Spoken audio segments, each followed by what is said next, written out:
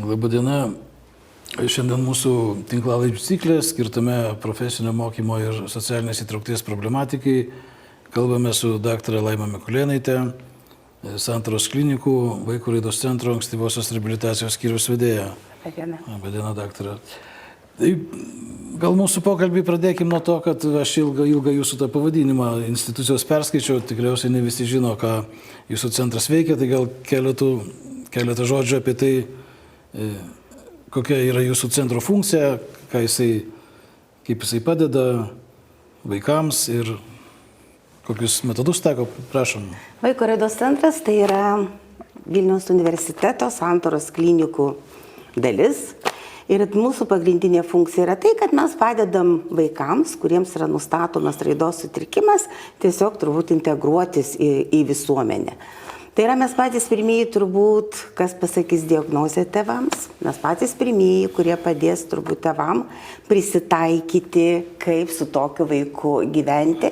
Ir be abejo, turbūt viena iš didžiųjų funkcijų mūsų tai yra sudaryti ir padėti tiem vaikam gauti tinkamą reabilitaciją, tinkamą ugdymą, tam, kad jie galėtų normaliai, kiek įmanoma, normaliai vystytis ir prisitaikyti mūsų aplinkoje. Pati aš esu raidos pediatrė, vaikų neurologė ir raidos srities, tais vaikais, kurie turi raidos sutrikimų, dirba jau 30 metų, tai yra pakankamai turbūt didelis laiko tarpas.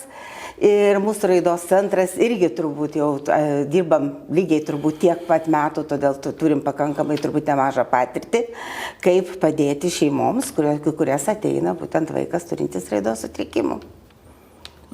Žiniasklaidoje pastaraisiais metais skaitome, kad raidos sutrikimų yra tarsi kažkokia epidemija, kad daugėja tokių vaikų. Ar jūsų darbas, ar jūsų pacientų skaičius tai patvirtina, ar daugėja vaikų turinčių raidos sutrikimų? Iš tiesų tai taip.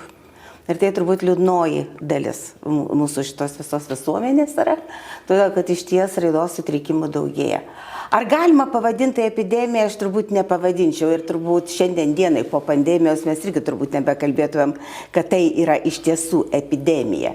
Bet aš manau, kad mokslininkai dažnai šitą terminą naudoja ne tam pabrėžti, kad tai iš tiesų yra epidemija, bet pasakyti tai, kad pats turėsime žymiai daugiau vaikų ir mūsų valstybė turi ruoštis tam, kad mes turėsim kitoniškų vaikų, kuriems reikės pagalbos, o mes žinom, kad kiekviena pagalba kainuoja, taigi reikės valstybei, reikės papildomų pinigų, kad šitie žmonės galėtų gyventi visuomenėje ir gyventi šitoj visuomenėje gerai. Klausimas, kodėl, visada manęs klausia, kodėlgi daugėja tų raidos sutrikimų. Na, aišku, tų priežasčių turbūt galima filosofuoti labai daug, bet jeigu turbūt tai pasakyti tiksliai, tai niekas turbūt ir tiksliai nepasakytų, kodėl daugėja. Filosofuojam. Filosofuojam tuo, kad daugiau žinom apie raidos sutrikimus, daugiau turim testų raidos sutrikimam nustatyti, daugiau suprantam apie juos, kad keičiasi žmonių gyvenimo būdas, o jis išties keičiasi. Ir dėl to epigenetiškai mes turim tos raidos sutrikimus. Galų gale genetiniai tie visi ateina sutrikimai. Taigi tų priežasčių turbūt yra labai daug, bet turbūt atsakyti vienareikšmiškai, kodėl tų raidos sutrikimų daugėja, tai tikrai šiandien dienai turbūt nebegalėtumėm. Gal, daktarė, pakalbėkim šiek tiek apie skaičius. Mes sakom, kad daugėja, tai koks, galbūt jūs galėtumėte įvardinti, koks procentas vaikų turi tokį sutrikimą arba raidos sutrikimų platesnė prasme? Liūdna dalis, kad mes Lietuvoje neturime tos statistikos, kurią galėtumėm pasiremti. Bet aš pasiremsiu amerikiečių statistiką ir praeitų metų amerikiečių duomenys sako, kad kažkur apie 18,6% vaikų turi raidos sutrikimus. Tai yra, skaitykim, beveik vos ne kas 5 vaikas turės kažkokių didesnių ar mažesnių raidos problemų. Tada mums reikėtų įsivaizduoti, kad švietimo sistemos organizatoriai turėtų planuoti, kad apie 18-19% vaikų jiems bus reikalinga didesnė pagalba ir ta pagalba, matyt, turėtų apimti tiek ugdymo turinio pritaikymą, tiek papildomų padėjėjų atsiradimą, tiek tikriausiai egzaminų pritaikymą ar aplinkos pritaikymą, ir tai reikalauja papildomų pastangų ir papildomų lėšų ir matyt tai reikalauja ir tam tikrų pokyčių visuomenėje. arba tose mokyklų bendruomenėse. Ir jeigu žiūrėti taip plačiau, kaip jūs vertintumėte, ar visuomenė Lietuvos tampa labiau tolerantiška, labiau priema tas negalę turinčius asmenys, ar kaip nors yra priešingai? Nu taip, aš manau, kad kiekvienas turbūt pasakys, kad mes tampam šiek tiek tolerantiškesni ir bent jau apklausos ir mokslo darbai aiškiai rodo, kad beveik 90% žmonių mūsų visuomenėje nepritarė įtraukčiai ar ten integracijai, nežinau, kokį pavadinimą galim pavadinti šitoje vietoje. Ir kad tikrai manom, kad tai yra labai svarbu, kad žmonės gyventų, sakykime, visi kartu ir visi draugiškai. Bet žinot, labai įdomus dalykas yra, kad iš ties, kad tolerancija didėja ir kad tikrai, sakykime, mes to žmonės lengviau priimam, tai yra tikrai tiesa. Bet žinot, yra dalykas toks, kad iš to nelabai tikiu šitais procentais. Ir žinot, kodėl? O dėl paprasto dalyko. Todėl, kad, suprantat, pasakyti žmogui, kad žmogus su negale visgi galbūt nėra visai man tinkamas, galbūt žmogus su negale neturėtų eiti į tą pačią mokyklą ir į tą pačią klasę, tą, ką mes realiai susidurėm. Ar ne su to pasipriešinimu, kada kalbam apie, kad tie vaikai turi būti įtraukti, eiti normaliuose mokyklose ir kaip yra tai sudėtinga, juk visumoje išgirdim labai daug ir toj pačioj spaudoje ir daug visokių dalykų, kurie aiškina, kad tai yra labai sudėtinga, kad tiem vaikam yra per sunku, kad kiti vaikai kažkokio tai išsilavinimo negaus. Arba mes labai mėgstam visi deklaruoti, kad mes esame visi lygus, ar ne, ir mūsų visi turim vienodas teises. Bet kada išeina klausimas, ar gali neįgalus žmogus kurti šeimą ir gimdyti vaikus, staiga vau, ne. Ne, negali. Kodėl negali? Tada, tai vat visa lygybė šitoje vietoje pasibaigia. Arba trečias dalykas, žinot, jeigu kažkur tai rajone statomas, kokiam nors gyvenamajam rajone, aš turiu omeny, statomas kažkokie gyvenimo nameliai tiem patiem, ar neįgaliems žmonėms. Ir visi taip, aš tikrai už integraciją, viskas puiku. Bet kada jis atsiranda tavo rajone, staiga visi pasako, palaukit, vau, nereikia čia. Čia negali būti, tai aš apskritai už integraciją, bet atsiprašau, ne mano kieme. Ir užtat, kada išgirsti tokius pavyzdžius ir kalbas, tikrai pradedi galvoti, kad turbūt tikrai nėra taip jau visi pritarinti šitai integracijai ir galima suprasti, kodėl. Vienas dalykas, kad mes istoriškai atėjom iš tokios santvarkos, kur tikrai daugybė žmonių net nematė neįgalių žmonių. Aš galiu pasakyti, aš baigiau mediciną, aš nebuvau mačius nei vieno neįgalaus žmogaus. Tai įsivaizduokite, kiek tų neįgalių žmonių apskritai šitoje vietoje buvo. Ir kiek jų mes gyvenime esame apskritai matę. Kitas dalykas, aišku, kad tai yra įvairiausi mitai. Juk tam, kad paaiškinti šitų žmonių atsiradimą ir neigiamą prasme, juk mūsų valdžia labai, ne mūsų sovietų valdžia labai aiškindavo, kad neįgalūs vaikai gali gimti tik tai alkoholikų šeimoje, ten narkomanų šeimoje, ar ne? Lygiai taip pat turbūt visas tas apipintas mitais, kad ir tiesiog nėra atskiriama turbūt, kas tas yra raidos sutrikimas ir kas ten, sakykime, kažkokie tikrai psichikos sutrikimai, kurie galbūt ir galėtų kada nors kelti pavojų žmonėms. Ir ypatingai tuose filmuose, kada mes matom maniakus ir visi kalba, kad tai kokie tai sociopatai, psichopatai, ar ne. Tai žinot, paprastam žmogui turbūt nuo to atskirimas, ar tenai žmogus su raidos sutrikimais, tas pats autistas, ar tas žmogus ten, sakykime, su kažkokiu tai intelekto sutrikimu, nelabai kas skiriasi. Ir dėl to turbūt ta integracija, vis dėlto ta įtrauktis neina visiškai turbūt taip, kaip mes norėtumėm daryti. Ir žinot, aš tai atsimenu labai kuriozinį atvejį, kada pas mus į vaiko raidos centrą atvažiavo iš Anglijos lietuvių tiesa šeima ir pasakė, kad mes norim pas jūs gydytis. Ir aš sakau, palaukit, o kodėl pas mus? Taigi Anglijoje, tikrai tuo metu, kai jie atvažiavo, tai buvo prieš keliasdešimt metų, tai tikrai turbūt situacija Anglijoje buvo žymiai geresnė negu pas mus Lietuvoje. O jie sako, žinote, aš einu mieste ir nematau nei vieno neįgalaus žmogaus. Reiškia, jūs juos pagydot. Tai vat, visa filosofija, ar ne visoje šitoje vietoje. Bet turbūt vis tiek mes turime pasakyti, todėl kad kadangi visgi to susidūrimo su neįgaliai žmonėmis yra daugiau. Tai yra, mes juos daugiau pažįstam. Kuo mes daugiau pažįstam, tuo mes daugiau priimam. Nes turbūt labiausiai bijom tų žmonių, kurių nepažįstam, kuriais nežinom, kaip su jais elgtis, kurie nežinom, ką galvoja ir panašiai.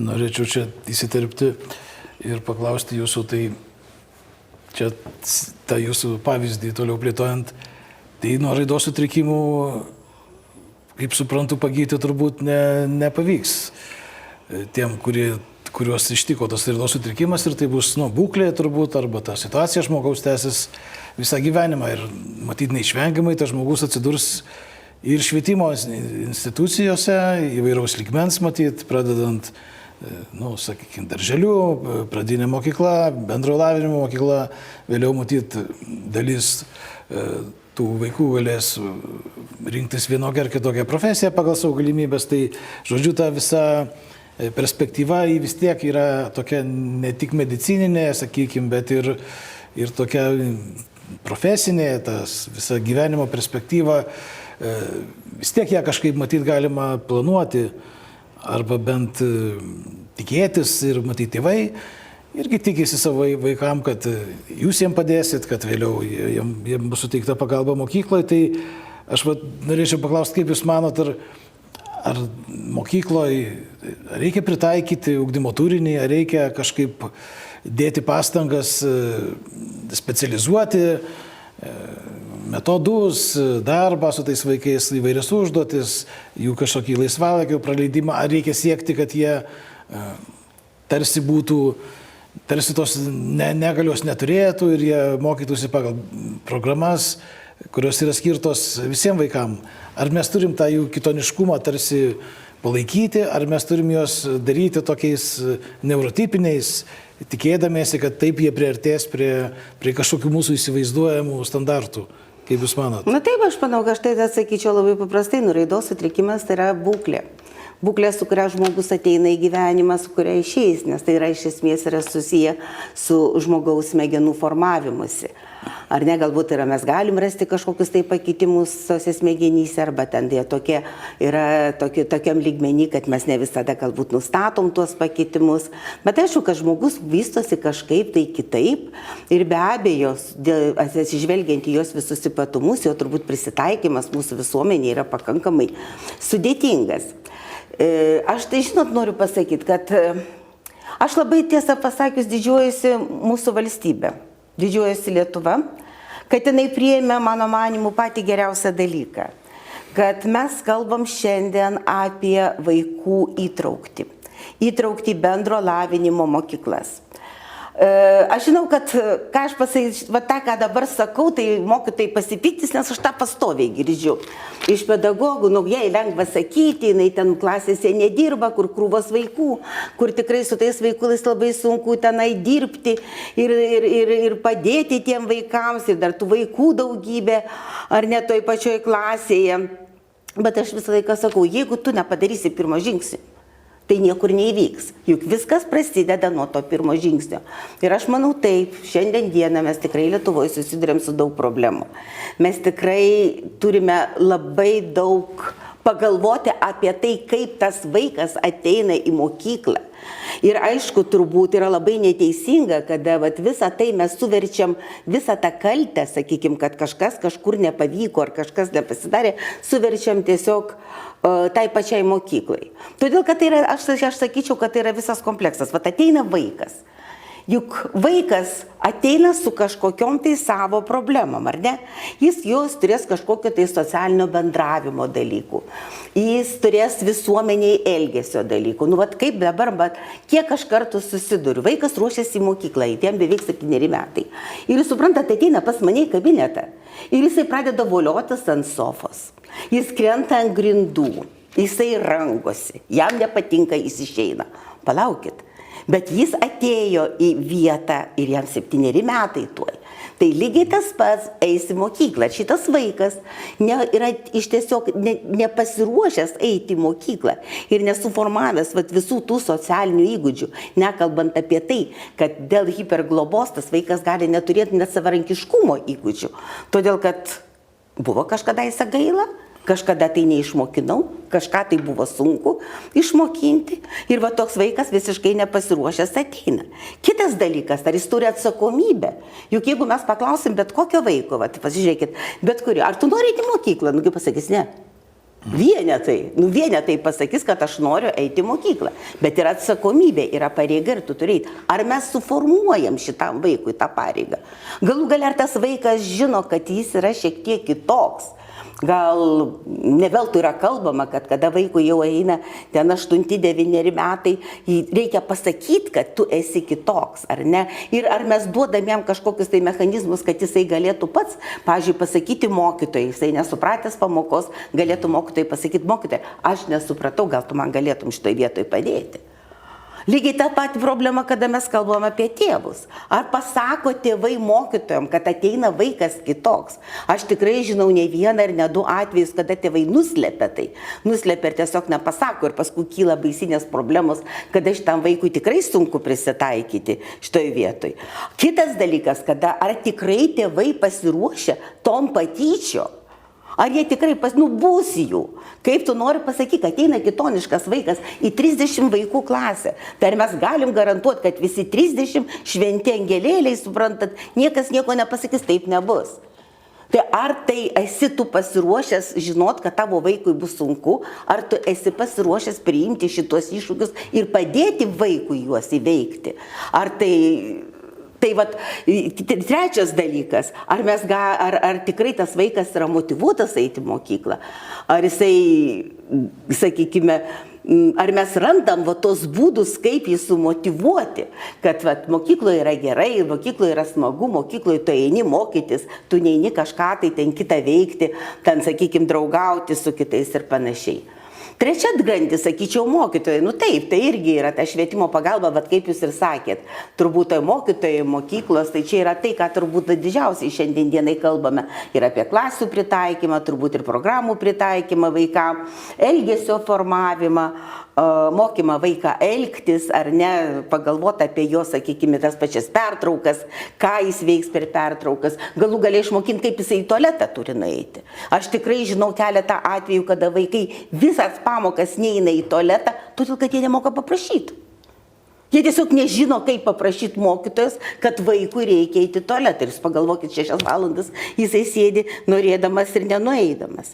Taip, ir aš dar trečią dalyką turbūt pasakyčiau, kad turbūt vėl informacija kitiems tėvams, kad ateina kitoniškas vaikas. Ir tada tiesiog papasakojant, ne, kas tas vaikas yra, ką jisai gali, ką jisai negali. Tai, nes jeigu ir vėl mes susidurėm su kažkokiais tai keistais elgesiais, kur mes negalim paaiškinti, kodėl vaikas vienaip ar kitaip elgesi, tai be abejo mes iššaukiam tokį nepasitenkinimą. Ir vėl tą pačią, tos pačius mitus, tos stereotipus, žiūrėkit, koks jisai blogietis, žiūrėkit, kaip jisai elgesi, jisai trukdo mano vaikui mokytis ir taip toliau, ir taip toliau.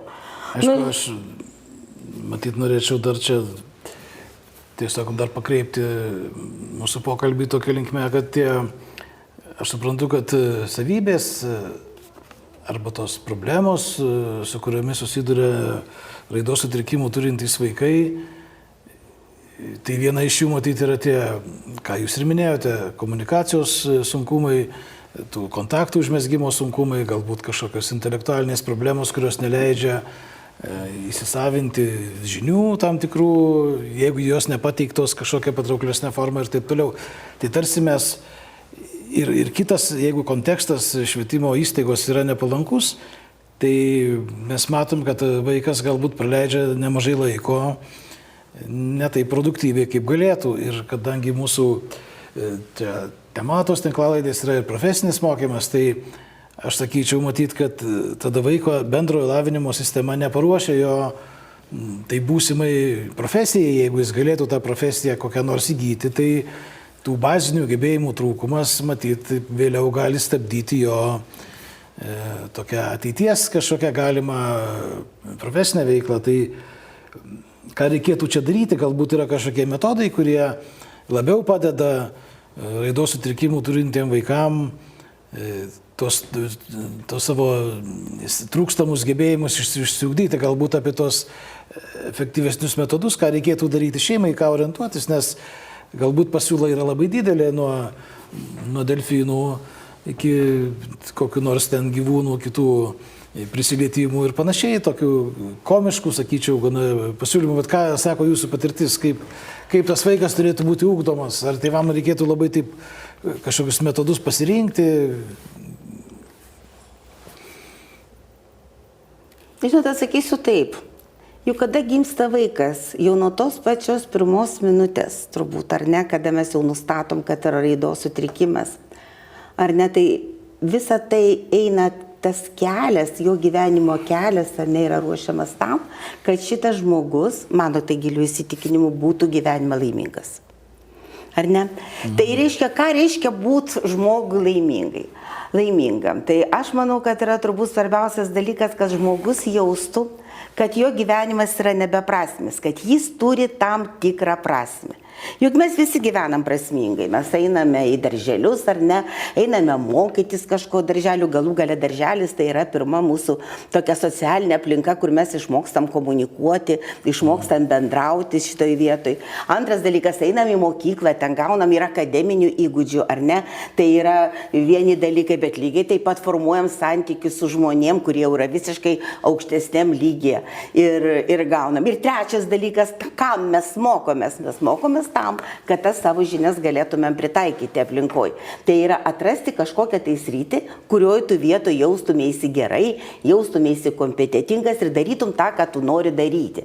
Tai vat kalbant apie visą tą įdarbinimą, tai aišku, tam, kad žmogus galėtų įgauti įgūdžius, kuriuos jisai galėtų panaudoti darbe, jis daugybę dalykų turi išmokti dar pirmuosiuose tose etapuose.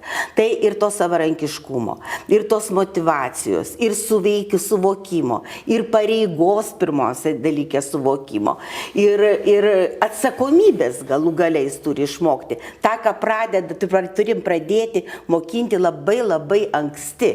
Ir toj pačioj mokykloje turbūt lygiai taip pat tie patys įgūdžiai, kurie mokykloje, tai sakau, ne vien tik tai akademiniai dalykai eina, o eina labai svarbus dalykai, tai yra ta patys įtrauktis į mūsų visuomenę.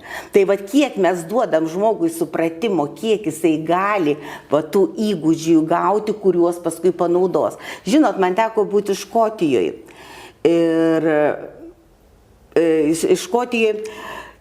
Ir tenai mes kalbėjom apie būtent neįgalių žmonių, žmonių turinčių raidos sutrikimą įdarbinimą. Ir jie labai stipriai, kadangi turi nepaprastai didelę patirtį ir labai daug žmonių ten yra visuomeniai, tiesiog dirba darbą, kuris jiems patinka, gal ir nelabai patinka, bet dirba darbą. Ir jūs suprantat, ką patys darbdaviai ir tą, ką žmonės, kurie darbina, ten, sakykime, ar įstaigų ar panašiai, sako, kadangi šitie žmonės, jie neturi tokias atsakomybės jausmo, kad jeigu tu įsidarbinai, tu turi eiti į darbą. Ir mums rodė tokią mergaitę turinti Dauno sindromą, jinai dirba knygyne, išnešioja knygeles tenai ir jai visai neprastai sekasi tam knygyne, jinai tikrai įvykdo normaliai tas užduotis, bet į darbą jinai eina kada nori, kada nenori. Kodėl? Todėl, kad jinai gali sugalvoti, kad jinai, pavyzdžiui, turi išmokti dainą šeštadienio einant į karaoke barą. Ar jinai nenueis į tą darbą gyvent? Arba jinai sugalvoja, kad šiandien dienai lyja ir jai yra per šlapę eiti į tą darbą. Tai irgi visi šitie įgūdžiai, tai to paties socialinio bendravimo, lygiai taip pat atsakomybės, lygiai taip pat suvokimo, ką tu darai. Aišku, aš visada sakau, tam, kad tu gerai jaustumėsi darbe, tu turi daryti tą, ką tu gali ir tą, ką tau patinka. Tai ir vėl dalykas yra, tai jeigu mes nuo pat mažens žiūrėsim, ką žmogui patinka, vienas ten domisi skaičiais, kitas domisi gyvūnais, trečias dar kažką tai daro, ar ne? Tai yra dalykai, tai yra žmogaus, sakykime, jo tas vadinamasis arkliukas. Tai jeigu žmogus labai domisi gyvūnais, galbūt jis tikrai galėtų eiti auginti tuos gyvūnus, ar ne? Arba jisai galėtų ten, sakykime, prižiūrėti kažkokius tai gyvūnus. Ir jam tai bus tas tiesiog tas darbas, kuris jam bus labai labai nemalonus. O šiandien dienai mes su kuo susidurėme? Susidurėme apie tas profesinio paruošimo neįgaliems žmonėms. Jie nueina mokytis arba virėjų, arba ten kepėjų kokiu tai, siuvėjų. Dieve mano, kiek žmonių norėtų būti kepėjais, siuvėjais ar virėjais. Tai tikrai netiek daug šito dalyko. Ir kita vertus, kaip tam žmogui su negale gauti tą darbą virėjo. Pateiktai tai yra iš tiesų, tai yra, mes žinome, pirmo blyno patirtį, koks buvo keistumas, kada žmonės su negale nešioja maistą, ar ne, tai tik tai jie nekepa, neverda, jie tiesiog neša tą maistą, yra padavėjai ir tai, kiek buvo to nustebimo, kaip tai gali būti ir kaip tai gali įvykti, va tai vyko puikiai patirtis ir puikiai įstaiga, kuri iki šiol egzistuoja ir tikrai galima tuo pasidžiaugti. Aš nesakau, kad neįgalų žmonės negali, jie tiesiog, aišku, mes turime labai labai stipriai atsižvelgti į jų poreikius, į motivaciją, atsakomybę, norą ir panašiai. Aišku, tai, ką jūs sakot, matyt, čia būtų galima keletą tokių aspektų išryškinti, tai matyt, mes neturėtume tikėtis, arba iš tokios darbdavių perspektyvos, kad negalę turintis žmogus bus visiškai 100% pilnavertis, ypatingai tas, kuris turėjo raidos sutrikimų, kad jis bus toks jau tipinis pilnavertis darbuotojas ir jam tam, kad jis galėtų dirbti, reikalingas ir lankstus grafikas, kaip jūs sakot, ir tam tikros užduotys, matyt, orientuotos labiau į jo pomėgius, į jo gebėjimus. Ir aš iš tiesų irgi sutikčiau, kad profesinio mokymo programų pasiūla yra pakankamai ribota ir visiškai nesutampa su tų vaikų, matyt, dalies tų vaikų norais ir galbūt net ir su rinkos poreikiu iš tikrųjų, kiek reikia šiais laikais, kada tie procesai daugelis yra automatizuoti, robotizuoti, tai tokio fizinio darbo, matyt, nereikia tiek daug. Ir kitas dalykas, man atrodo, pakankamai gal per mažai apie tai kalbama, kad vis tiek raidos sutrikimų turintys asmenys, matyt, turi mažesnį fizinį pajėgumą ir mes siūlome jiems arba profesinio mokymo sistema siūlo jiems profesijas, kurios reikalauja tam tikro sunkaus fizinio darbo, kas aš įsivaizduoju, ar fizinio pajėgumo, kas vėl turbūt sukuria papildomas problemas, tai kalbant apie tą ankstyvą raidą, apie tos ankstesnius švietimo sistemos etapus, galbūt jiems būtų reikalinga daugiau tokio fizinio ugdymo, sportinio ugdymo, kaip jūs manot, ar tai padėtų jiems vėliau, nes mes žinom, kad profesinėse mokyklose sunku būtų daug ten surasti jų ugdymo turinį, kokių nors sportinių veiklų ar fizinio aktyvumo, tai greičiausiai yra tik tai kaip toks integruotas marginalinis elementas. Tai kokia jūsų nuomonė? Aš tai manyčiau, kad bet kuri veikla, kuri atneša malonumą žmogui, atneša sveikatos žmogui, tai yra labai labai svarbi tame tarpe ir fizinė veikla. Šiandiengi niekas nebejoja, ar net turbūt visi žinom, kad visiems reikia sportuoti, apie tai daugybė rašo literatūroje. Be abejo, turbūt vienareikšmiškai reikia pasakyti, kad žmonės turintys raidos sutrikimų arba ten, sakykime, žmonės su negale, jie tiesiog mažiau sportuoja ir tam yra ir objektyvios priežastis, ir tam yra ir subjektyvios priežastis. Vienas dalykas, kad jiem turbūt patys nelabai didelę motyvaciją turi visam tam sportui ir vėl turbūt tai rasti būdus, kaip sumotyvuoti žmogų sportuoti. Bet tai lemia turbūt jų, kaip jūs minėjot pradžioje, tam tikra sąmonės struktūra, smegenų veiklos ypatumai, kurie mažina jų matyt ir matyt dalis iš jų, kurie turi turbūt koordinacijos problemų. Taip, tai yra problematiška, jiems sunku. Taip, jiems yra sunku. O tau, kas sunku, žmogus taip sutvertas, tas, kas sunku, tai nelabai patinka, ar ne, šitoje vietoje. Bet radus būdus, radus pritaikius tos sporto šakas, turbūt mes galėtumėm rasti, tas, kas žmogui patinka ir tai atneštų jam malonumą. Vienas dalykas, antras dalykas, kalbėkime apie logistiką, ar ne. Tai paprastai neįgalūs žmonės sportuoja tiek kas šeimoje yra sportiška. Jeigu ten mama, tėtis sportiški yra, tai turbūt tas vaikas irgi galės sportuoti, bet jeigu jie ir patys tėvai nėra labai sportiški, tai tikimybė turbūt, kad vaikas sportuos, tai yra labai labai nedidelė, plus prie viso to patekti į sportą, nuvažiuoti iki sporto, sakykime, būrelių ar ne, ir sakykime, tie patys finansų dalykai turbūt irgi labai stipriai nulėmė, kad žmogui tiesiog yra sudėtinga, ar ne, šitoj vietoj pasiekti. Jeigu įprastos raidos vaikas ateis laikas, pats nuvažiuos į sporto būrelį ir pats grįžta, tai turbūt dažniausiai mes savo žmogaus šito negalim paleisti. Mes čia turbūt pasigendame valstybės politikos aktyvesnės, nes pastaraisiais metais finansavimas masiniam sportui ir neįgalių sportui ženkliai sumažėjo. Dėl to tapo daugeliu vaikų tas masinis sportas neprieinamas ir su kuo susiduria organizacijos dirbančios šitoje srityje, kad ateina tėvai ir sako, mūsų vaikų nepriima į, pavyzdžiui, plaukimo būrelį. Mes žinom, kad yra tokia antrokų kažkodėl tik tai mokymo plaukti programa, nežinau, kodėl yra trečiokų ar penktokų mokymo plaukti programos. Tai, sako, nepriima mūsų ten vaikų, nes ten yra didelė grupė. Ir tie vaikai, kurie ateina, jie ten, jiem reikia, kad kažkas labiau padėtų. Tai vat yra tokių, tarsi tas sportas yra visiems, bet iš tikrųjų ta maža dalis vis tenai nebepatenka. Ir tada tik tai tėvai už savo asmeninės lėšas iš esmės gali finansuoti tų vaikų su negale kažkokią sportinę veiklą, nes tam vis tiek reikia bazės, reikia trenerio, reikia logistikos kažkokios ir taip toliau. Tai mano požiūrė, čia reikėtų didesnio to finansavimo, turėtų būti aiškiai deklaruotas, aiškiai finansiniai instrumentai kažkokie teikiami tom šeimom, kurios tą vaiką galėtų visapusiškai ugdyti, nes mes matom, kad jeigu trūksta, tarsi valstybė sako, kad tai brangu, bet išlaikyti tą vaiką nesavarankišką įvairiuose jo gyvenimo etapuose, turbūt yra dar brangiau.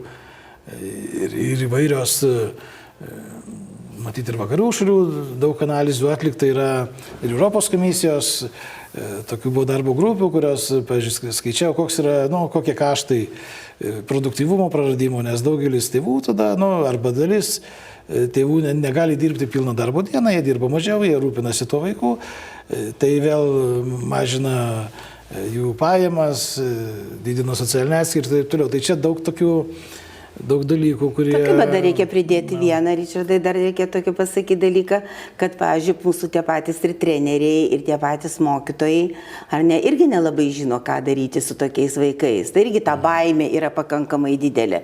Ir yra pakankamai dažnai šitie vaikai yra atstumiami, jie tiesiog yra nepriimami, netgi tas, sakykime, sporto šakas, kur jie galėtų puikiausiai tą dalyvauti. Tai irgi. Nes nuo ko mes pradėjome mūsų pokalbį, kad jeigu tokių vaikų yra apie 18–19%, tai yra pakankamai žymi. Taip, žymi dalis. Žymi dalis ir mes paliekam tą tikrai nemažą dalį vaikų už tokio, patys ir didinam tą socialinę atskirtį arba institucinę prasme. Ta socialinė atskirtis didėja dėl to, kad tarsi tos biudžetinės vadinamos įstaigos tokių paslaugų neteikia, o tos, kurios galėtų teikti, tai negauna tokio tinkamo finansavimo. Tai čia tos problemos turbūt reikalautų matyti tolimesnių sprendimų. Žinau, aš kažkokiam tai žurnale perskaičiau frazę, kuri man tikrai labai įkrito. Ir ten buvo sakoma taip, kad valstybė suteikia aukščiausią, sakykime, gyvenimo kokybę žmonėms tada, kada neįgalų žmonės turi laisvalaikį. Ar ne tada, kada jie gali pasirinkti tą laisvalaikį. Juk laisvalaikį mes iš tiesų pasirenkam tą, ką mes norim daryti. Tai aš manyčiau, kad tą, kai jūs kalbate apie tą patį sportą arba ten, sakykime, apie tą pačią muziką, apie ką bekalbėtumėm, turbūt sakytume, sakant apie tai, turbūt tai va ir būtų tas laisvalaikis, kada žmogus pasirenka tą, ką jis nori daryti, ten, sakykime, po mokyklos, po darbo ar dar kažkokį dalyką. Bet aišku, kaip matom šiandien dienai, mes turbūt šitoj vietoje, tai dar Lietuvoje turim gerokai nuveikti, kad žmogus galėtų tai padaryti.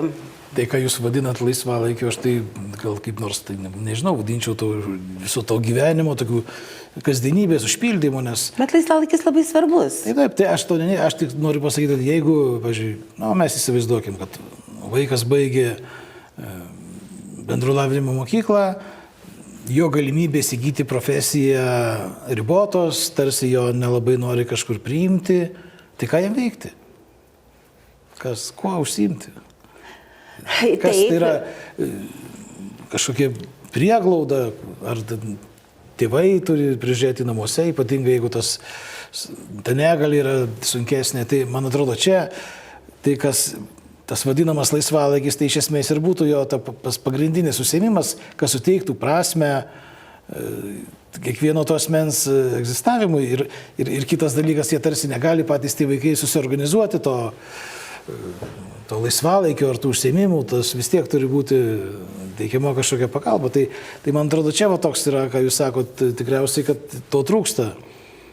Tai čia mes turbūt be abejonės, kad trūksta. Mes šiandien trūksta mums ne tik tai laisvalaikio, mums šiandien trūksta turbūt ir darbo vietų ir lygiai taip pat turbūt trūksta, jeigu mes kalbėtumėm apie įdarbinimą ar ne žmonių, juk daugelis tikrai galėtų dirbti ir tai jau čia niekas nebejoja, kad galėtų dirbti ir nešti naudą ir pačiam savo, ir tai pačiai visuomeniai. Bet dėja turbūt mes žinom, kad turbūt ir tai lygiai taip pat, nors mes turim tarp kitko, Ričardai, visai gerus įstatymus, mes turime labai daug įvairiausių pagalbos formų, bet ar tai yra nežinojimas, ar tai informacijos, ar tai tiesiog visuomenės nepriėmimas, ar tiesiog darbdavių nenoras, sakykime, priimti žmonės turinčias problemas į darbo rinką tam, kad jie galėtų būti aktyvus ir kad jie galėtų būti ir kad galėtų, sakykime, gyventi tą prasmingą gyvenimą, kaip ir sakau, darant tą prasmingą veiklą tam visam darbe. Tai tas visuomenės, grįžtant prie to paties jūsų visuomenės, to švietimo klausimo ir tos srities, tai iš tiesų tai dar viena problema, kurią reikia labai aiškiai vardinti ir apie kurią reikia labai daug kalbėti. Tęsiant šitą profesinios įgyjimo ir įsidarbinimo temą, teko skaityti čia vienoje studijoje, kad viena šeima tarsi pasinaudodama ir Lietuvoje prieinamo ES finansavimo ir sukūrė darbo vietą savo vaikui. Ir tas vaikas užsiema turbūt tuo, kad jisai pjauna žolę, ten įsteigė jam tokią mikroįmonę, jis važinėja kažkur ten pjauna žolę, tai reikia nusipirkti ten priemonių, taip toliau kažkas turi ten įmatyti vežioti, žodžiu, tai suteikia tam vaikui prasme, bet aš stebėdamas šitą, klausydamas apie tą gerą pavyzdį, galvoju, kad tai yra didžiulis krūvis organizacinis šeimai. Jeigu šeima pajėgys organizuoti, įsteigti įmonę, parašyti paraišką į kokią nors tenai agentūrą, gauti finansavimą, uždėti skaityti ir dar organizuoti to vaiko tą visą kaip ir veiklą, tai aišku yra gana, sakyčiau, didelė išimtis. Ir man atrodo, kad tam tikras potencialas galėtų būti ir profesinio mokymo įstaigų, kurios vis tiek turi sąsają su verslu ir akivaizdžiai rengia specialistus konkrečiom verslo įmonėm arba pagal konkrečius rinkos poreikius. Tai man atrodo, kad būtų galima svarstyti apie tokį įmonių, kurios arba veiklų, kurios veiktų prie profesinio mokymo įstaigų kaip tokių struktūrų. Tada tai išlaisvintų šeimą nuo didžiulio tokio administracinės naštos ir tokio verslo tarsi imitavimo ir tiem vaikams būtų galimybės dirbti. Kaip Jūs manot, ar perspektyvus būtų toks modelis, tokius, verslo modelių, verslo tokių inkubatorių prie profesinio mokymo įstaigų atsiradimas? Aš manau, kad būtų viskas, kas padėtų žmogui gyventi, ar ne, ir gyventi gerai, gyventi laimingai, sakykime, šitoj visuomeniai, tai aš manau, kad tas viskas yra labai prasminga. Ar ne, bet aš dar vieną momentą galvoju, kad jeigu mes kalbėtumėm turbūt apie tas teigiamus pavyzdžius, jūs pasakojate apie gražų pavyzdį, ar ne? Ir jūs kažkur tai paskaitėt, bet aš, pavyzdžiui, apie tai neskaičiau, ar ne? Ir aš pavyzdžiui, tokio atveju tikrai nežinau, jūs papasakojot, aš sužinojau. Jeigu mes daugiau turėtumėm tų teigiamų pavyzdžių, Ar ne, juk dabar šiandien dienai mes ką susidurėm, tiek pačioj spaudoj, kur bebūtų, ar ten visoje medijoje, ką mes kalbam? Mes kalbam apie neigiamus, ne, dalykus. Vat įvyko kažkas, tai kažkur kažkas ką blogai padarė, kažkur tai ką, ir mes visi skaitom, ar ne, ir va tada tai patys savo į smegenis dedam tą neigiamą informaciją, kuri dažniausiai yra klaidinga ir absoliučiai neteisinga neįgalaus žmogaus atžvilgiu. Tai aš manyčiau, kad kuo daugiau būtų tokių pavyzdžių, sakykime, ar jisai žolę pjaus, ar jisai burokus sodins, ar jisai gėlės augins, ar dar kažką tai darys, tai yra žmogus, jis jausis gerai, nes jis darys tai, kas jam patinka galbūt. Antras dalykas, jisai turės savo darbo prasme, nes tai, sakykime, kažkas užaugs, kažkas įvyks ir panašiai. Tai aš manau, kad visos šitos praktikos, kas bebūtų, tai yra labai reikalingos ir labai naudingos. Tik apie jas reikia plėsti, reikia kalbėti. Na, daktarė, pabaigai mūsų pokalbio, pasvajokime, kokia jūsų nuomonė turėtų būti ideali aplinka, kur ar ideali visuomenė, nežinau, ar ideali įstaiga, kur galėtų negalę turintys asmenys gyventi, mokytis, kur mes pradėjom, kad jie turėtų būti laimingi, kaip ir daugelis žmonių. Ko reikia? Geras klausimas. Aš manyčiau, kad jis turi, žmogus, gyvendamas toj pačioj visuomenėje, ar ne, jis turi gyventi taip, kaip gyvena daugelis žmonių ir naudotis tom pačiom teisėm, ar ne, ir tom pačiom prievoliam, kaip daugelis žmonių. Tai yra tas, kas jau šiandien dienai po trupučiuką vyksta, bet aišku, dar turbūt nevyksta taip, kaip mes norėtumėm. Aš dėl to ir sakau, kad aš labai džiaugiuosi, kad buvo priimtas įtraukties įstatymas ir kad vaikai eina. Todėl, kad vaikai turi teisę eiti į darželį ir būti su tais pačiais įpraistos raidos vaikais. Ir tai yra labai svarbu, nes jisai būdamas tenai išmokstų bazinių bendravimo dalykų, tos bazinių socialinio bendravimo, to įgūdžių.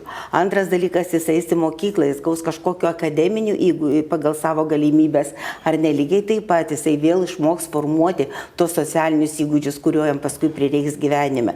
Ir lygiai taip pat jis turi turėti galimybę pasirinkti savo norimą darbą, savo norimą veiklą. Ir aš manau, kad turbūt idealioj visuomeniai, kaip jūs sakot, tai žmogus turėtų visą tai pasimti, ne tai, kad tau duoda kas nors, bet tai, ką tu nori ir gali daryti. Nes kaip aš ir sakau, tai mano manimu, tai laimingas gyvenimas tai yra prasmingas gyvenimas. Ir kada aš tikrai jaučiu savo darbo prasme, kada aš jaučiu savo mokslo prasme, kada aš jaučiu savo bendravimo prasme, ar ne, kada aš jaučiu apskritai savo gyvenimo prasme, tai aš manau, kad tai yra svarbiausi dalykai gyvenime. Ir tada aš manau, kada mes taip gyvensim, tada mes tikrai galėsim pasakyti, kad mes gyvenam toj idealioj, nuostabioj visuomeniai.